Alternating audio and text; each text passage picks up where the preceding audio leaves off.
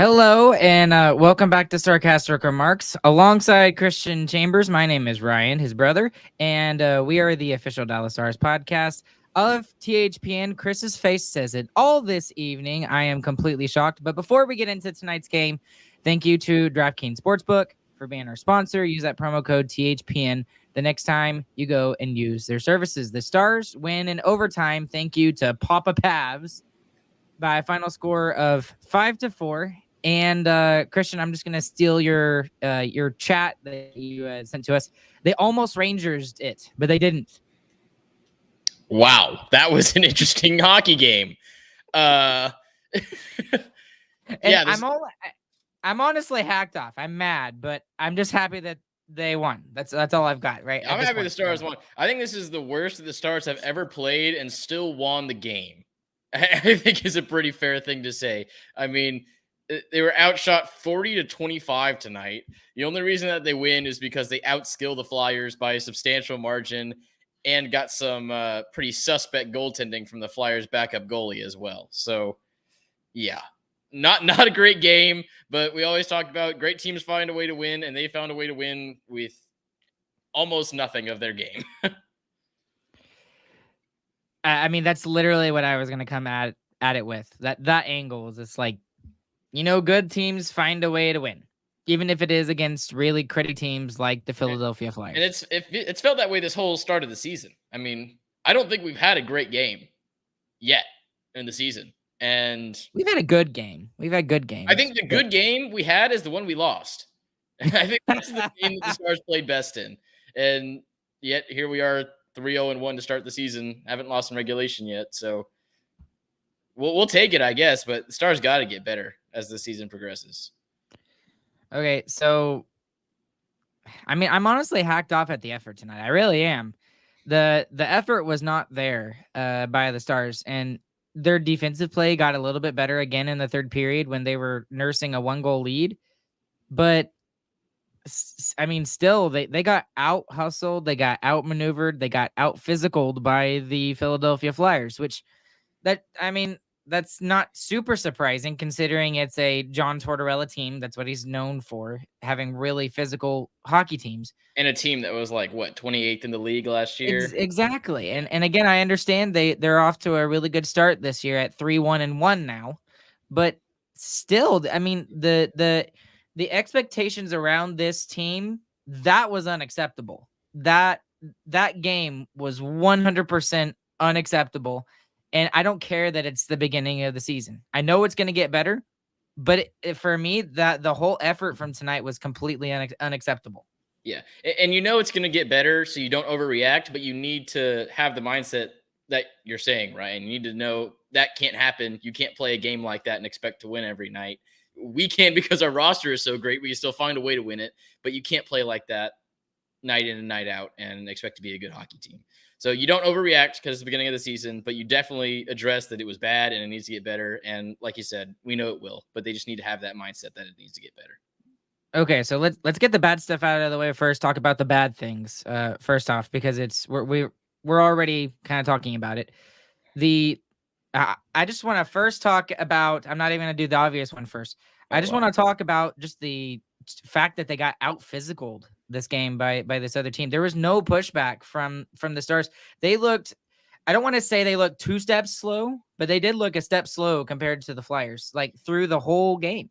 And especially in the second half of the first period. The Stars came out strong the first 5 minutes, got those 2 goals real quick, looked good, looked like they were running downhill, and the Flyers Tortorella'd, I guess, and just punched right back in the second half of the first and were fantastic. I mean, their forecheck was suffocating the Dallas Stars defense. Couldn't get out of their zone. Every time the Stars passed a line, they had a guy's shoulder in their face. And the Flyers kept that up the entirety of the night. I didn't think they could do it, and they did. The whole night they kept that going. And, yeah, it's the only reason the Stars beat them in regulation. Well, I guess they tied them in regulation was because of the skill that the Stars have. And that was my other thought while you were talking, is just like, if we're playing the Carolina Hurricanes or one of these other the Maple Leafs, another team with like top end talent, we lose this game. You just allowed 8 goals that game if you're playing somebody with that kind of skill. Yeah. 100%, 100% agree. And we're just lucky that didn't happen to the Stars tonight. And that the Flyers don't have that skill. That's the only reason. Well, and okay, so let's talk about the obvious thing. What is the deal with the power play? We talked about the first couple of games. It did not look good at all. I mean, it was actually the first 2 games, and then game 3 it looked pretty good. They couldn't get it going off the bat, but then they kind of went a different direction and kind of tried a different approach with it and just went off the rush, and that seemed to work. Got 2 goals in the last game. Really relied on the power play to win the game. And then tonight they go to the complete opposite and allow 3 shorthanded goals. James was the one who texted it, but I didn't hear it until later. But the Stars had not done that since November of 2018. I mean, that's 5 years ago. It was just flat out awful and unacceptable. And it wasn't like the Flyers were doing all of these great, amazing things on the penalty kill. They were good. Don't get me wrong. They were very good. But the Stars just could not they cannot enter the zone well at all. And that's been an issue through the first 4 games of the season. Yeah, and that wasn't the last time it happened to the Stars. That's the last time it happened, period. In the NHL, that's the last time it happened, was November 2018. So I misheard it. That's even worse than I thought. Exactly. So, and the Stars power play has been terrible to start the season. I mean, we get the 2 power play goals last game. One of them was on the rush, not even really power play set up. The other one was 1 out of our 13 power plays so far this year. But I wanted to look back because I was like, maybe it's just a numbers thing, maybe the power play is decent, but it's just early in the season, small sample size. So went back to look at expected goals for the Stars on the power play last year. They were 92.65. And so far this year, they are, which was 6th in the league. So far this year, they're 20th in the league with 84.71. So a drop off of 15%. So it's not just, the Stars have been unlucky to start off. No, the power play has sucked. And the reason, I can't think of any other reason other than just wasn't practiced enough. Because the players are the same. The top pair or the top power play unit is the exact same. So there's no reason why it should be this bad. There's really not. And this kind of goes into the next thing. Both units have been equally bad. Especially defensively. Like, I was like, what are you doing? Well, it's the injuries. The Miro turnover. The Miro turnover was egregious there. I was just like, and I hate to get onto him because of the last game that he had, but you can't do that. Yeah, and it's not just Miro though; it's everybody. It's the turnovers on the offensive zone. The injuries are so bad that we're turning it over in the offensive zone with the other team having momentum going the other direction. So, I mean, if we're going to do that, just dump it in and go get it. I mean, it's not worth giving up such great opportunities. You can't cleanly turn the puck over as you're entering the zone. It's the number one way you're going to get counterattacked. This goes into my next thought I had for tonight, and it's been another ongoing issue throughout the early season, I guess I should say, just turnovers. Mostly in our own zone, but tonight it was mostly in the neutral zone and at the Philadelphia blue line that really caused us some issues. So in your mind, what do the Stars need to do to kind of fix this? Is it just crisper passes, maybe just more dump and chase for now until they can get it figured out? It's definitely some crisper passes. The smaller, short, quick passes are really what I feel like the Stars have been missing. That was a big part of their game last season. Just the short touch passes, like 5 feet, just getting them clean tape to tape so you can keep going, no stopping, anything like that. And the top line, I feel like, has figured it out so far this year, and they're getting those really quick passes in the corner, getting people free. But the other lines and on the power play, for whatever reason, which is that top line plus Ben, they have not been able to do it. So I think you need to go back to those quick, short passes and figure those out. You're on mute, Ryan. So yeah, Ryan's a little sick, so he keeps getting the sniffles, so he's trying to mute. But yeah, I'm trying not to go every single time that like Chris is talking. I apologize for those of you that are hearing it later. But anyways, again with turnovers, that's kind of my big thing through the first 4 games of the season. And I think I'm right there with you, Chris. Is if you can't cleanly get out of the zone, out of your own zone, especially, you really need to focus on that end of the ice first off. And maybe the forwards need to come down deeper, and we need to see more defensive back checking from them in order to get the Stars out easier. But it wasn't like there was like one specific player tonight that I pointed out and I was like, oh my goodness, he's turning over again. Oh my goodness, it's again. It was like like you said, it was everybody. Everybody was having a hard time with the forecheck of the Philadelphia Flyers. And another team that kind of reminds me, I've already said it, the way that Philadelphia plays is Carolina. I mean, we play like that against Carolina. We can't get out of our own zone. Carolina defeats us like 8-2 tonight. And a majority of the chances that Philadelphia had would be in the back of our net. Yeah. So want to talk about some good stuff? Yep. Let's talk about some good stuff because there were some good stuff tonight. Boy, can the Stars shoot.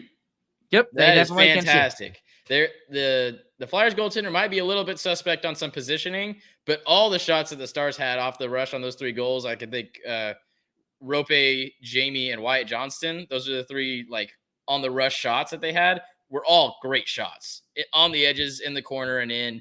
So a little bit of help from Flyers goaltending maybe, but really good shots too. I really loved Ben's goal, especially. He has started off the year really, really well, and we've been talking about it. Well, it's not the offseason anymore, but we talked about it all offseason. Is he going to slow down? And the truth is he hasn't slowed down at all. Yeah, him and the other guy we were talking about slowing down possibly is Pavelski, and they're both some of the few people that have 2 goals to start the year. I think Pavs has 3 now, doesn't he? With overtime, or is that his second? I think he has 3. I think you're right. Multiple goals. Yeah, multiple goals. So he leads the 2 guys we were worried about. Don't worry about them. They're great. Yeah. So he does go in and get his 3rd goal of the season tonight, and I don't know how you leave that guy unchecked like he was, but it was just a simple little play. Couturier just forgot about Pavelski after the faceoff, and he was in front of a rookie goaltender all by himself, and he was able. I mean, best net front guy in the league probably, and he shows it on that. That was absolutely filthy. No one in the world is stopping that. One of the things I do want to talk about is I talked about it a little bit with James last episode is Lundqvist and Harley. We had up to the last episode, we had not talked a lot about those 2 guys. And we talked at lengths during the offseason about how both of these guys need to kind of step up. And I mean, there was a couple of bad plays that I could think of, one by each guy. But generally, they made up for it with a lot of good defensive plays in tonight's game. What did you think? Yeah, I've kind of been intentionally avoiding talking about them just so I can give a little bit of time and have me watch them a little bit more. But I thought, especially tonight, proved they are fantastic so far to start the year. I mean, Harley has already proven he has 20 minutes time on ice tonight. He might be the number 2 defenseman so far this season. He's been fantastic. And Lundqvist tonight, too. I mean, exceptional defensive plays, using his stick super well, getting up in the offensive zone when he needs to. I wish he was actually a little bit more aggressive when he's going to the offensive zone, actually. But he's probably focusing more on that defensive side by coach's recommendation. But I thought they've both started fantastically. I mean, they're not the 6th defenseman every night, pretty much. I mean, tonight we see Hakanpää's definitely the odd man out, and he had a pretty terrible game. So they are doing their job and then some. I feel like they've been fantastic. Very happy with their start. I jumped on Esa Lindell a couple of episodes ago for his game. I thought I don't think he was as good as Lundqvist, Miro, or Harley this evening, but I thought he was. Yeah, I thought he was above average. I thought he had a decent game enough. There were some plays that he made that I was just like, well, what are you doing there, Esa? And then he had some really good plays that I was just like, okay, that would have been really bad. And that would have been a very big turnover in our own zone. So anyways, what did you think of Esa Lindell's play tonight? I'll kind of disagree with that. I mean, I don't think Esa was great tonight either. I think he was a little slow on stuff. I thought he got caught by the Flyers forecheck. The person I thought played an exceptional game, surprisingly, and deserves recognition whenever he does play a good game, was Suter. He was fantastic. I mean, an assist tonight. He wasn't on the ice for any of the goals against, partially because 3 of them were shorthanded. but still, he had some exceptional defensive plays as well. And that assist was really a great play. I mean, shooting it right into Sagan's chest, it was fully intentional. If you watch it, he definitely saw it, gave it a light little flick to his chest so he could get the puck in front of the net, and Sagan was able to jam it home. So I thought Suter had a really great game and made some really good defensive plays. Forgot to unmute again. Sorry. It's interesting that we haven't talked about him yet, but Wedgwood gets his first start of the season here tonight, and I guess he was okay. He does allow 4 goals. It would be nice if he could get one of those shorthanded goals, but again, I don't blame him for any of those 3 shorthanded goals because it was, I mean, they were rush chances or breakaways or whatever. So Yeah. It's kind of hard to look at his first game tonight and kind of analyze it and see how he did. Yeah, I would say he did fine. I mean, he had a big workload, 40 shots on goal in your first game in 2 weeks, maybe more. I don't actually know when his last preseason action was, but that's definitely tough. But that's kind of the job of the backup, and he did okay. I mean, that's what we're expecting of Wedgwood. If he can do that every night, give us a 900 save percentage, I think we'll be happy. So we're not expecting a ton, and he gave us just enough, obviously. Oh, sorry, I'm about to sneeze. Goodness gracious. Like I said, I'm dealing with something right now, but I feel so bad for Wedgwood, and this is just a feeling. It feels like every single game he plays, he faces like 40 plus shots every single time he's the starter. Is that just it's not fair for him. I hope that's not a thing. At least he got some goal support here tonight, which he doesn't normally get, which kind of goes back to Hudobin for some reason. Hudobin never got any goal support. But I'll kind of say that he did okay tonight. Moving on, quietly having a really good evening this evening, especially on the offensive side of the puck, is Wyatt Johnston. We talked about his goal, but he also had 2 assists in the game. So he ends the game with 1 goal, 2 assists for 3 shots. Or 3 points, excuse me, and plus minus is 1, and he had about 18 minutes of ice time tonight. So what did you see from Wyatt Johnston this evening? Yeah, he's been fantastic. His line with Ben and Dodonov were probably the most consistently good line out there tonight. Just fantastic. And they've probably been the most consistently good line the entire year so far. And I think Johnston's being a lot more aggressive, really liking that. And man, his steals have been crazy. His goal comes off of a puck jack, and then he almost gets another one off of a puck jack deep in the Flyer zone. So yeah, he's been unstoppable. It's been great. Random side tangent. What did you think of Matt Duchene? Because I didn't get your thoughts on last game because you weren't here because you were fighting some illness or something. But again tonight, I thought he looked pretty good. You could see the skill that he's got. It was really unfortunate that second shorthanded goal. It wasn't really his fault. His stick broke and he was just too slow getting there. But I thought he's been doing pretty good. He just hasn't really shown it on the score sheet. Yeah, I like his game. I like how aggressive he is. Like I said the last time I talked about him, he's so confident with the puck. And that's just super fun to watch, a guy who knows where the puck is going to go every time it's on his stick. So I've liked it. That line has just been off, and it's not hard to see what the problem is on the line. I mean, Marchment has not been good. He hasn't had a good game so far this season yet. He gets another penalty tonight for no reason. So there needs to be some kind of adjustment there with that line. And I feel like just moving Marchment would be a good idea. Okay, so this was actually going to be my next question before you even brought it up. But I mean, is it time to move Marchment off that third line and give somebody else a chance? I was honestly surprised with the scratch of Dellandrea tonight and putting Steele there. Not that Steele did bad in the last game. I just thought, Dellandrea kind of deserves it based off of his play last year. And he's the 13th man out just because we signed a couple of, veterans or so. I know Steele is not really a veteran or whatever, but I mean, who is the answer on the third line? Because I have an interesting answer to my own question. Yeah, I think Dellandrea being in Marchment's spot is really a good idea. I mean, give it another look with Duchene and Sagan. I mean, Duchene and Sagan individually have looked good. They've looked good on certain power plays every once in a while. They've made their own individual good plays. But, yeah, Marchment hasn't done anything this year except take penalties. So I think putting Delhi there would be an easy change to make because all they have to do is scratch Marchment and put in Delhi. And I think it would at least be interesting to see how that would work because we've seen Delandra be very good on some offensive lines last year. I mean, the beginning of last year, we were moving him up and down and getting just to get lines going, and it was working great. So a little bit more aggressive forecheck, a little bit faster guy, maybe it might help those guys. Here's an interesting thought that I had during the game because I saw a tweet from Bruce Levine about the Texas Stars.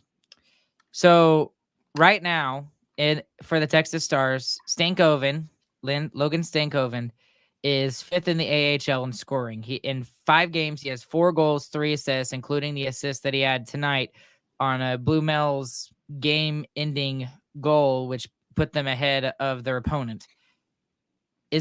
I know it's really early, and we've been talking about it for so long, and he deserves to be here. But do you give Stankoven the chance? I mean, he clearly, it looks like early on that the AHL is no competition for him right now. Do you call him up and throw him on that third line with Seguin and Duchesne, and see how it goes? What do you think? Yeah, I'm the wrong guy to ask because I think absolutely yes. I think I want to see Stankoven more than most players. But I think it's obvious from what the team has done with him and their idea of his progression that is not going to happen. I don't think it's very likely at all. From camp, he had probably the best training camp, best preseason of any of the young prospects, and it wasn't even really a thought of him being on the team. So I think they're very locked in on how they want to progress him as a player, and they want him to have a full AHL season playing in a professional league, and they want him to see how he does with that. And I think that's fair. It's worked with other players, works great with Harley, obviously, who's now up in the league and is arguably our number 2 defenseman. So it's hard to argue that, but at the same time, man, Marchment being in that spot does not look right. I wasn't going to get into this until next Wednesday's episode, but we'll go ahead and talk about it here. Mato over here, since you brought it up, we'll just go ahead and say it. So 32 Thoughts, the podcast, one of the biggest podcasts out there for hockey fans. It says Kane is still a possibility to the Stars, apparently. And I saw that and I tweeted about it. And I was just like, well, it looks like they're going to have to make a move or, send somebody down or waive somebody. I don't know. And then Uri Kralik, who's a writer for Defending Big D, and he's a friend of the podcast, has come on a couple of times. He actually told me that there's a way that the Stars could get away and around that with just literally just waiting. So just waiting until I think he told me mid-November or early December, and the Stars don't have to get rid of anybody. Assuming that Patrick Kane takes the bare minimum, which is $775,000, which he might, to have a chance of winning a cup, especially at his age. So I don't know. I mean, what do you think about it, Chris? My thought is why? Why do you need another forward like that when you're just going to leave your really good young talent in the AHL? I don't think he would take the league minimum, first of all. So I think getting Patrick Kane, you would have to offload Mason Marchment somehow, which I'm sure you could find a team to take his contract. Heck, you might even trade him and retain some of the contract if it means signing Patrick Kane. I think Patrick Kane being on that third line with Seguin and Duchesne would actually be fantastic. I think if you're not trying to get him, you're not doing your job. And Jim Nill always goes after good players if they're at the right price. And Patrick Kane could be if we were able to get Marchment off the books. But that's a big if, getting Marchment off. Yeah, I don't think Marchment's getting off the books, to be honest with you. With his $4.5 million cap hit, I just don't see it.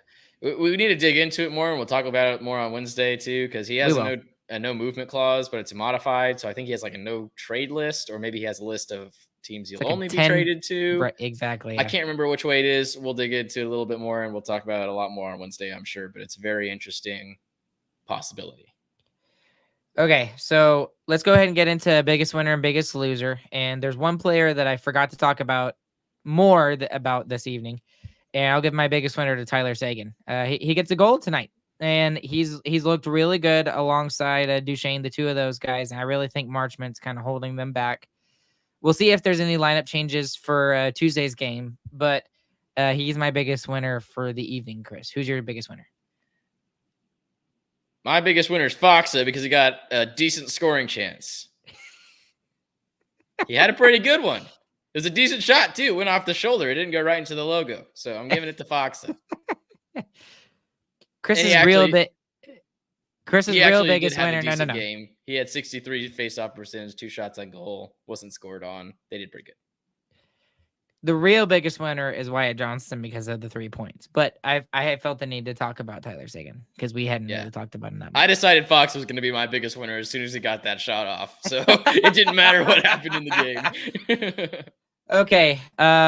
Who's your biggest loser for the evening, Chris? Who's your biggest loser? Is Yanni Hakanpää. I mean, first of all, he had a bad game. He only had 60 minutes time on ice. He was the one that got scored on the only non-shorthanded goal that the Flyers had. Him and Lundell again, which I don't know why they're ever on the ice at the same time when it's not a penalty kill anymore.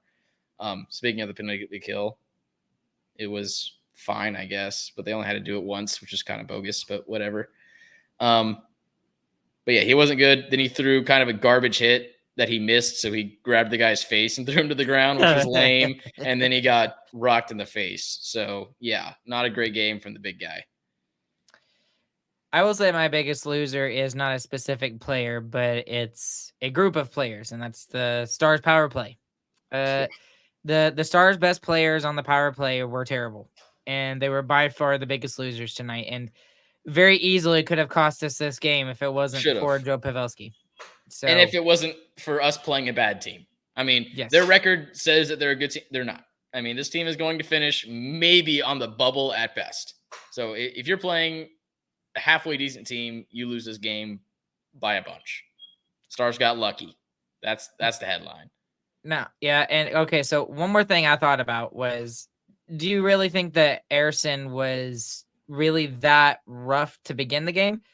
Because some of the goal, I forget which goal it was. It was the second or the third one. I was kind of like, I don't know if that one should have gone in. It was the third one, actually. It was Rope Hintz's goal. It's like, that probably shouldn't go in from the half wall over there. Did you think he had a bad game? I thought he had a bad game. I mean, like I said, the shots were good. They were all good shots. You should save 50% of them, though. I mean, even if it's a great shot, when you're at the dot, you should still make that save at least half the time. And he didn't do that. Even the Seguin goal, honestly, he just gets caught standing up. I mean, the puck is going up in the air and he gets caught and he doesn't drop quick enough. Yeah, that's a savable puck as well. So, yeah, I didn't think he had a great game. All right, I think that's it. Is there anything we didn't talk about that you can think of, Chris? I think we hit everything. Not stuff we're going to talk about tonight. Lots to talk about on Wednesday, though. Yeah, that ain't that true. Okay. Thank you guys for listening. For those of you that are listening live, at most we had up to 22 people, which is crazy. That's awesome. I would have never thought 3 years ago that we'd have, people that would actually care about what we think about hockey. But nonetheless, we appreciate you guys listening, and there's many more of you guys who are listening later. If you liked anything you heard tonight, please consider leaving us a 5-star review wherever you listen to your podcast. Thanks once again to DraftKings Sportsbook for being our sponsor. Use that promo code THPN next time you go and use their services. And along with Chris, my name is Ryan. We will catch you guys on the flip side, and we hope you guys have a good, fantastic morning, afternoon, evening, whenever you guys are listening. And for the third time this season, despite how bad the Stars have played, Chris, take us out. They still don't care what you think about hockey, Ryan. GG, boys. Bye, guys.